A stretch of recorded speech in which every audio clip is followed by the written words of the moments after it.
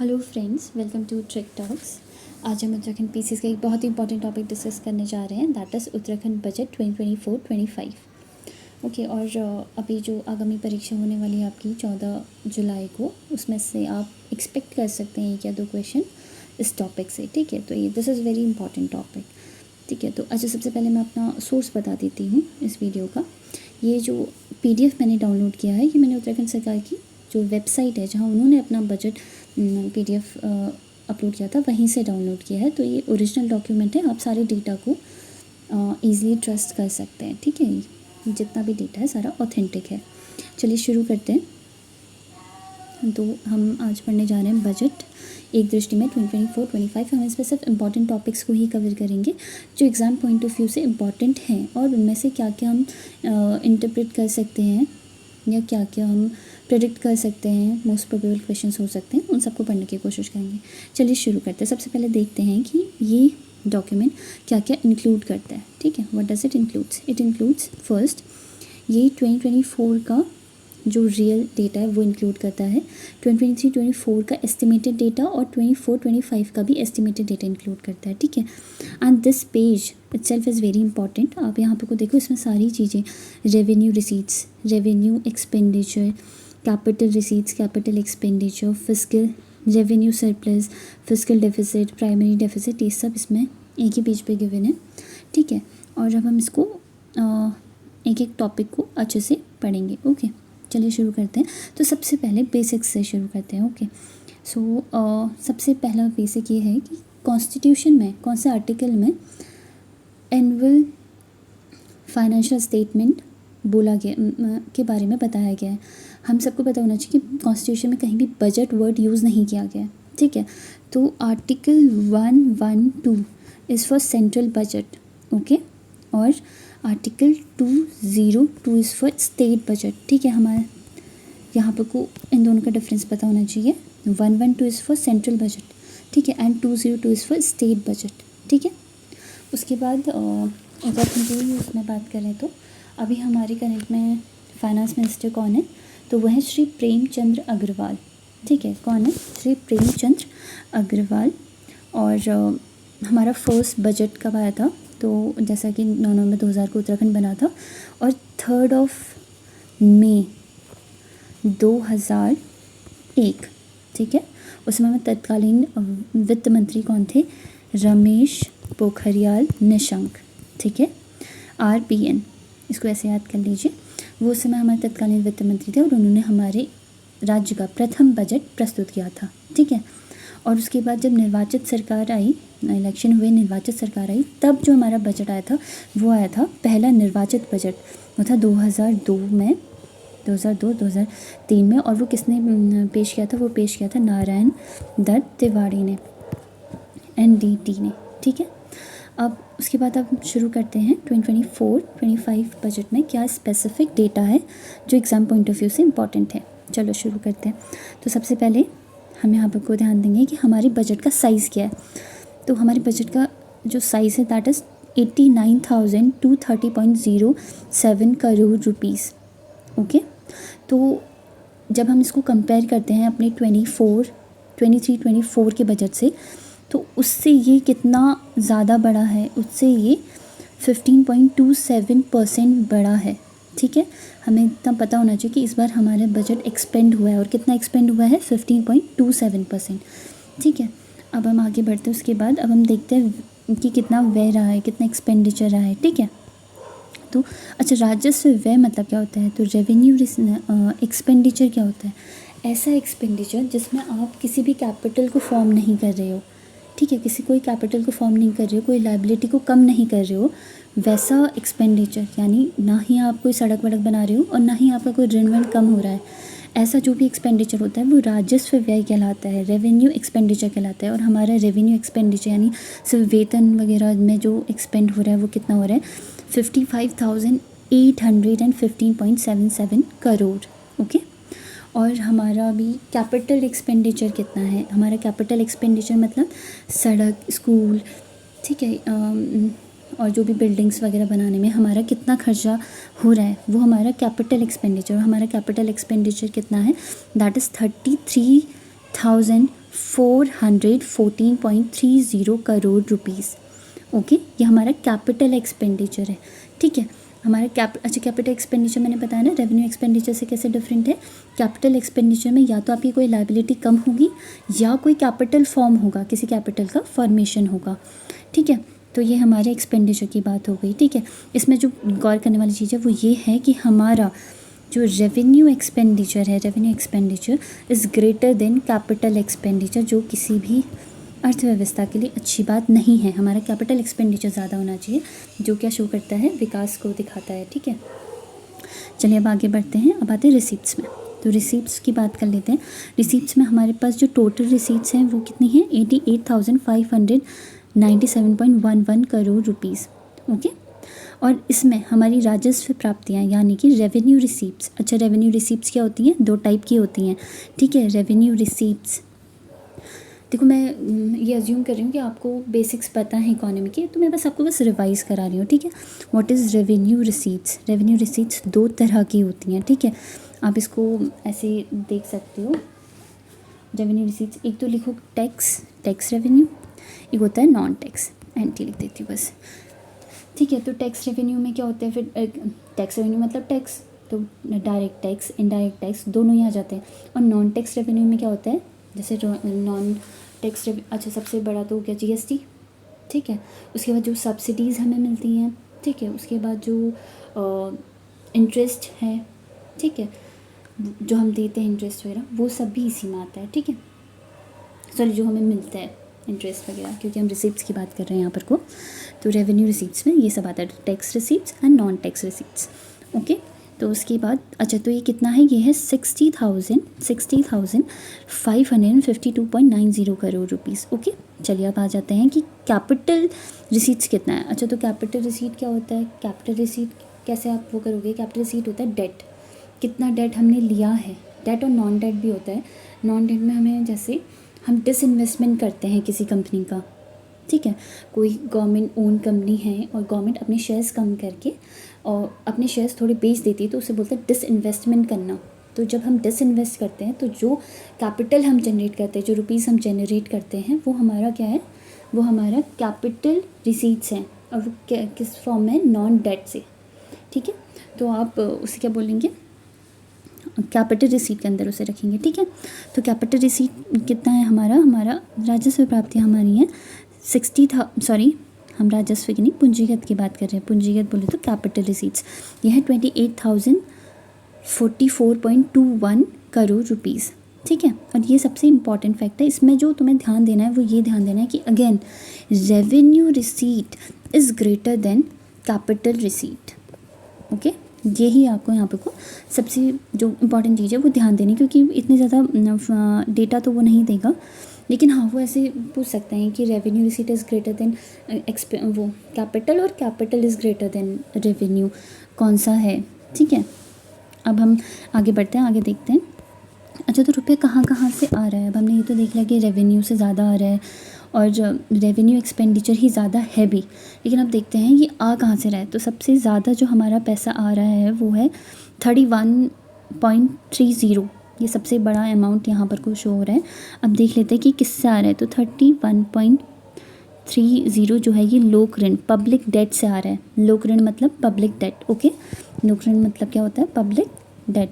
तो public debt से जो है वो हमारा सबसे ज़्यादा पैसा आ रहा है। ओके, उस पर नेक्स्ट देखते हैं सेकंड कहाँ से आ रहा है हमारा। सेकंड हमारा आ रहा है 25.24%। तो ये कहाँ से आ रहा है, स्वयं का कर राजस्व, मतलब हमारे उत्तराखंड में जो टैक्स कलेक्ट कर रही है उत्तराखंड गवर्नमेंट, वो आ रहा है 25.24%। तो सबसे ज़्यादा तो हो गया पब्लिक डेट सबसे ज़्यादा। उसके बाद हमारा हो गया क्या इसे बोलते हैं UT, उत्तराखंड टैक्स लिख देते हैं इसे। ठीक है, उसके बाद नेक्स्ट इज़ 21.90।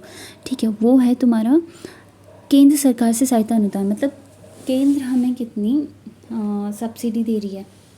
ठीक है, कितना हमें सहायता अनुदान दे रही है, वो हो गया हमारा थर्ड नंबर में। इसको कैसे लिखें, इसको केंद्र अनुदान यही लिख लो। ठीक है, तो ये तीन चीज़ें याद रखो, ये टॉप टॉप 3 याद कर लेते हैं। और लास्ट में देखो सबसे कम किससे आ रहा है 0.14%। ये किससे आ रहा है हमारा, वो आ रहा है ऋण और अग्रिम करों की वसूली से। मतलब आप जो हमने किसी कभी ऋण दिए थे उसमें जो हमें वापस इंटरेस्ट आ रहा है उसका जो वो आ रहा है 0.4%, वो भी हमारी रिसीट में काउंट होगा। ठीक है, वो कितना है 0.14% है। चलो अब आगे बढ़ते हैं और अब देखते हैं ये हमने देखा कहाँ कहाँ से आ रहा है। अब हम देखते हैं टॉप 3 एरियाज़ जहाँ हमारा पैसा जा रहा है।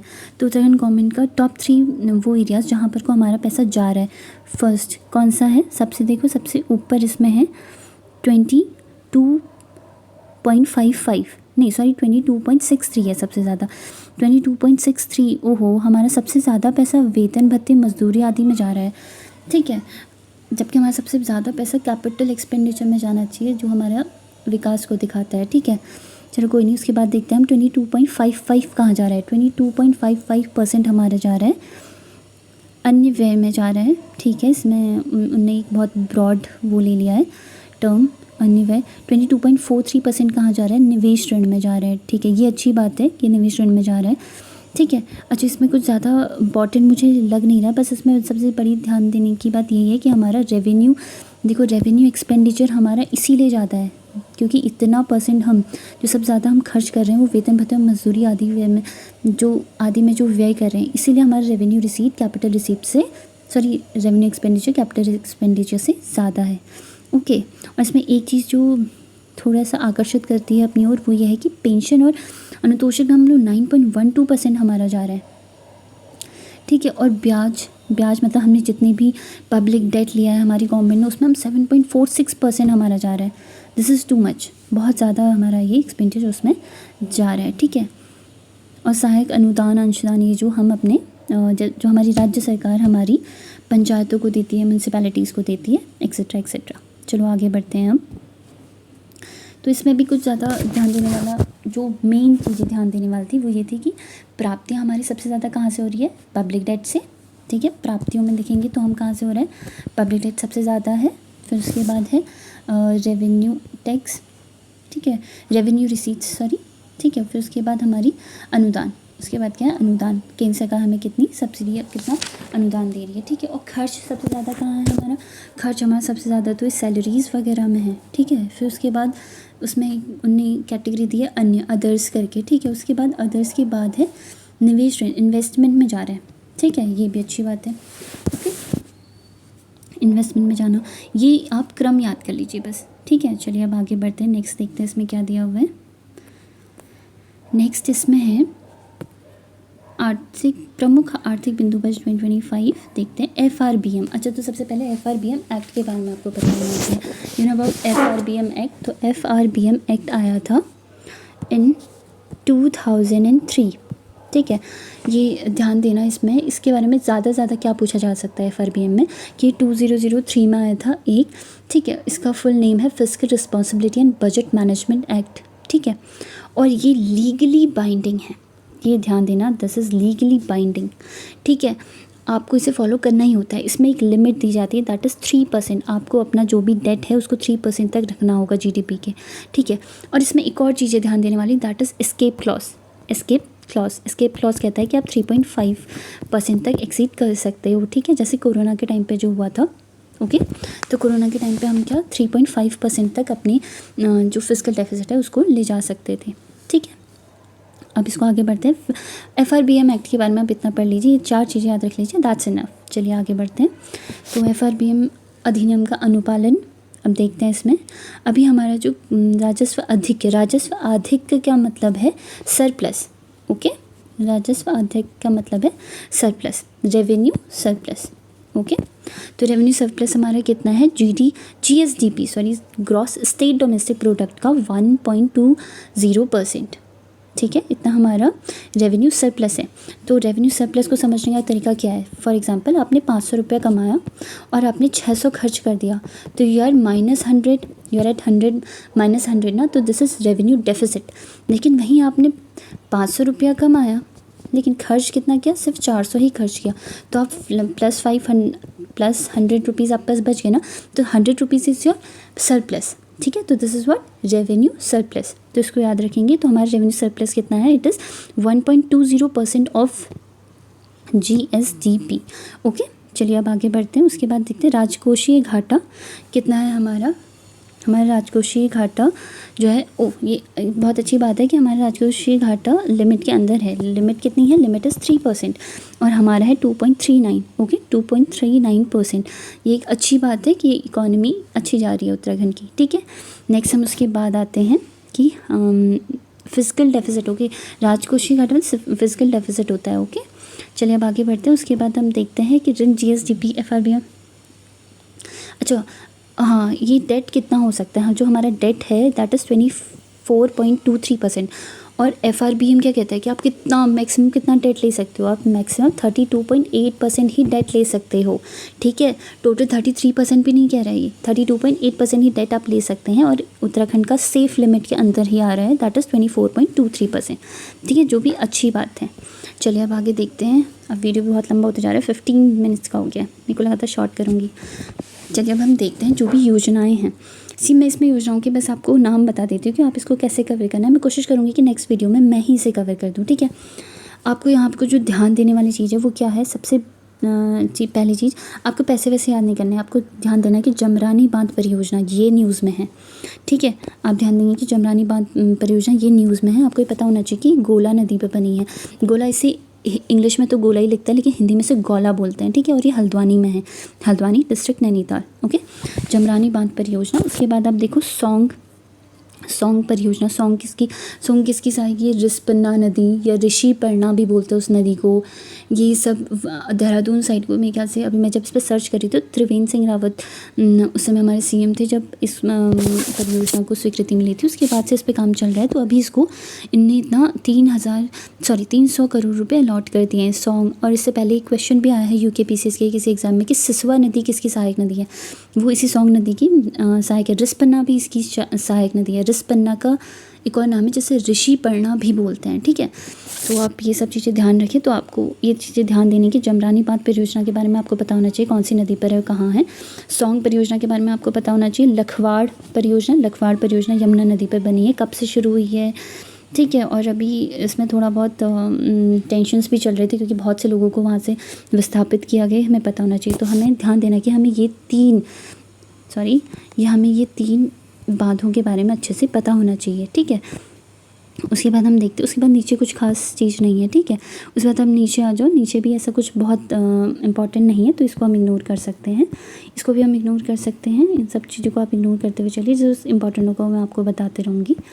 ठीक है, उसके बाद आप आ जाओ यहाँ पर को, तो कौन सी इम्पॉर्टेंट योजनाएं जो हमने पढ़नी है, ये एक बहुत ही इंपॉर्टेंट टॉपिक होता है हर एग्ज़ाम के लिए। तो आपको पता होना चाहिए कि नंदा गौरा योजना क्या है, आपको पता होना चाहिए मुख्यमंत्री महालक्ष्मी योजना क्या है, आपको पता होना चाहिए बाल पोषण योजना क्या है, वात्सल्य योजना क्या है, और गंगा गाय महिला डेयरी विकास, ये सब चीज़ें। ठीक है, यहाँ से क्वेश्चन आने के सबसे हाईएस्ट चांसेस हैं क्योंकि ये मेंशन्ड है, उत्तराखंड सरकार ने को मेंशन किया हुआ है। ठीक है, तो आप इसको ध्यान देंगे। उसके बाद आप नेक्स्ट पे आ जाएंगे। नेक्स्ट में इसमें आपको बस इतना पता होना चाहिए कि अटल आयुष्मान योजना के बारे में आपको थोड़ा बहुत पता होना चाहिए, कब शुरू हुई और किस प्रकार की ये एक योजना है। ठीक है, राष्ट्रीय आयुष योजना के बारे में भी आप पता कर सकते हैं। उसके बाद हम आगे चलते हैं। इसमें सच बहुत इंपॉर्टेंट अब कुछ नहीं है, आप इन सब चीज़ों को इग्नोर कर सकते हैं। ठीक है, ये भी कुछ इंपॉर्टेंट नहीं है। इसमें आप यहाँ पर को देख सकते हैं एक दो चीज़ें। वाइब्रेंट विलेज प्रोग्राम ये देख सकते हैं। ठीक है, वाइब्रेंट विलेज प्रोग्राम क्या है, जो सीमावर्ती गांव हैं उनके विकास की योजना है। ठीक है, जिसमें उत्तराखंड में उत्तरकाशी, चमोली और पिथौरागढ़ इन 3 जनपद के ही गाँव शामिल किए गए। मेरे ख्याल से 51 गाँव शामिल किए गए हैं। आप इसको और थोड़ा बहुत, मैं कोशिश करूँगी कि नेक्स्ट कोई वीडियो में मैं ही कवर कर दूँ। अगर आपको ऐसा कुछ चाहिए तो आप कमेंट भी कर सकते हैं। बाकी आप लोग इस चीज़ पे ध्यान देंगे जब आप लोग पढ़ेंगे। ठीक है, राष्ट्रीय ग्राम स्वराज अभियान क्या है। ठीक है, उसके बाद ये 2 चीज़ें आपको पता होनी चाहिए ज़रूर से। मेरा गांव मेरी सड़क योजना, ये आपको पता होना चाहिए। ठीक है, उसके बाद अब आते हैं थोड़ा सा इंपॉर्टेंट, आप इसमें एक नज़र मान लीजिए कि हमारी गवर्नमेंट का विज़न क्या है, सो दैट हम अपने बहुत बार आइडियाज़ से भी हम क्वेश्चन सॉल्व कर पाते हैं, तो वो आइडियाज़ यहीं से आते हैं। ठीक है, तो इसको मैं एक बार पढ़ रही हूँ, आप बस सुन लीजिए कि राज्य सरकार द्वारा उत्तराखंड को देश के अग्रणी राज्यों में शामिल करने हेतु सशक्त उत्तराखंड 25 की पहल की गई है, जिसके अंतर्गत आगामी 05 वर्षों में राज्य की आर्थिक GSDP को वर्ष 2000 2027 तक दोगुना अर्थात 5.5 लाख करोड़ करने का की जाना प्रस्तावित है। अब इसमें ध्यान देने वाली बात ये है कि हम लोग 2025 में हम हैं, 2027 में ही 2 से 3 सालों के अंदर हम अपनी GSDP को 5.5 लाख करोड़ तक ले जाना चाहते हैं। ठीक है, इसको मोस्टली वो क्या कर देंगे, 2030 कर देंगे, 2026 कर देंगे, 2035 कर देंगे, 2040 कर देंगे। तो वहाँ हमने ध्यान देना है, इट इज़ 2027। ठीक है, इट इज़ 2027 पे हम ऐसा एम कर रहे हैं। ठीक है, उसके बाद इसमें नीचे कुछ खास नहीं है। ठीक है, इसमें ऐसा कुछ खास नहीं है, तो आप ये छोड़ दीजिए। इसमें आप एक नज़र आप इसमें मार सकते हैं, एक नज़र जो इसमें मैंने अपने बस ये ध्यान देना कि इसमें हमने सबसे ज़्यादा एक्सपेंड कहाँ किया है, अपना पैसा सबसे ज़्यादा कहाँ हमने खर्च किया है। तो इसमें सबसे ज़्यादा जो हमारा पैसा खर्च हुआ है वो हुआ है स्वास्थ्य